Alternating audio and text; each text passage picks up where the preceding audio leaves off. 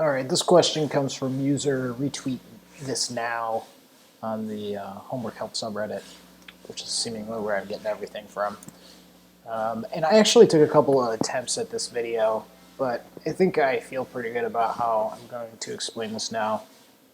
The question says if the integral from 1 to 2 of f of x minus c dx equals 5, where c is a constant, then the integral from 1 minus c to 2 minus c of f of x dx equals what?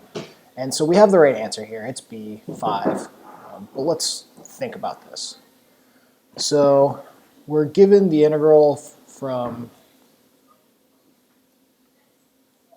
1 to 2 of f of x minus c, okay, dx. And we're told that this equals 5. And then we want to ask ourselves, what is 1 minus c and 2, or the integral from 1 minus c to 2 minus c of f of x now? This function is evaluated at x. Dx equal to, what is this guy equal to? That's a question mark. So we're finding the integral here, and this is a definite integral. So let's suppose that the integral of f of x minus c is big F of x minus c, okay? And we have to evaluate this guy from, actually, write it like this. We have to evaluate this guy from 1 to 2, okay? And so this is going to be f of 2 minus c minus f of 1 minus c. And that's how we find definite integrals, right? So let's do the same thing. So we'll integrate this integral on the right-hand side, and we'll get big F of x, and then it's the definite integral, so we're going to evaluate this from 1 minus c to 2 minus c, okay?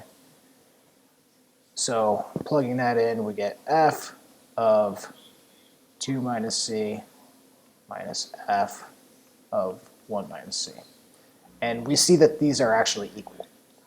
So if this one equals 5, then this one equals 5. And that's why it works. You could also explain this as a change variable, and I started to go down that path on one of my attempts here, and I think it's good to think of it that way as well. So if you let u equal x minus c, and you solve for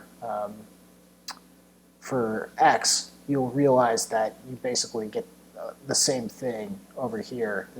Put this as a function of u instead of x, and you'll see it. It looks exactly the same. But it's hard to explain, and it's hard to understand that variables have a scope, meaning they only matter within a certain scope of the function. I guess I'm using the word to define the word, but this x only lives in here. F is in the entire context of whatever you're writing. That's the name of a function, but it's f of something, okay? This bit, the argument of the function, is the something we're talking about. And out here, this is our function rule. Everything on the right side of the equals is our function rule. So we don't know what our function rule is, but anywhere we would see an x, if this were an x, we would just plug in whatever is the argument, right? So now our argument changed. So we just plug in x minus c. And same thing over here, like this doesn't have to be an x. We can change this to whatever suits us in the moment. You know, sometimes you just run out of variables and you need to say that, like, oh, this is now in u, okay? But it is the same thing. U just equals 2 minus c now. So change of variables is another way you could think of this, but you have to understand that variables have scopes, and I think that that's a concept that's like really well understood in programming. So if you ever do any programming, pay attention to that. This is going to be hard to actually erase. I should probably just stop. Pay attention to that if you take any programming classes, and maybe they can explain it better than I could. But this is also the same thing. We can see that these are equal. And if you can spot those things and do it out like I've done it here, you can answer these questions correctly for yourself.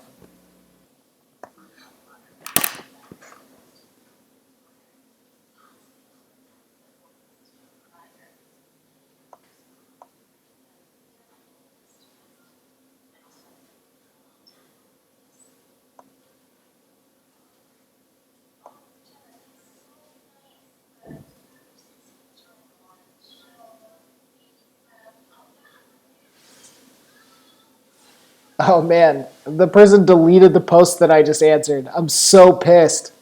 Oh, why? Yeah, I don't know why they did that. I'm gonna upload it anyway. Yeah.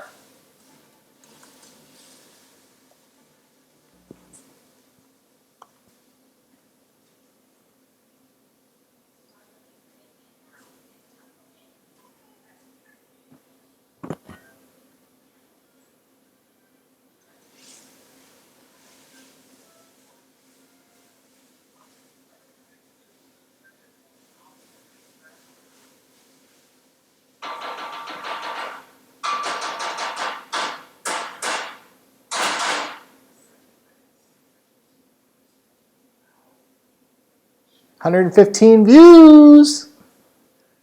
Oh, slut. Showing your dick. I should.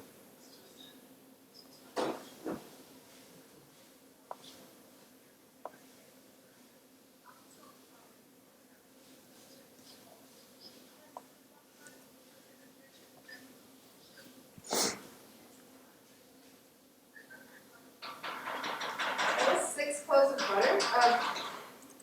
Garlic? That was only 6 cloves of Yeah, garlic? it was a lot. Yes. They were big cloves, I think. Yeah.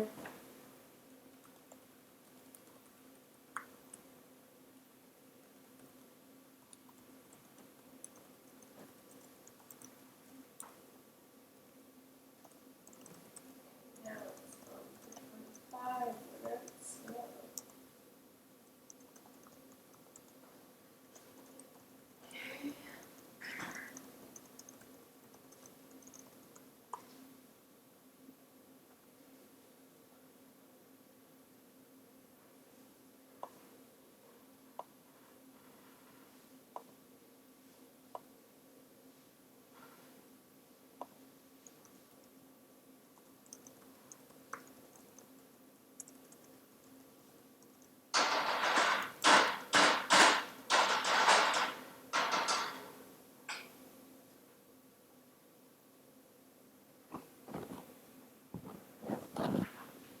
It's so exciting. It was going to be so good.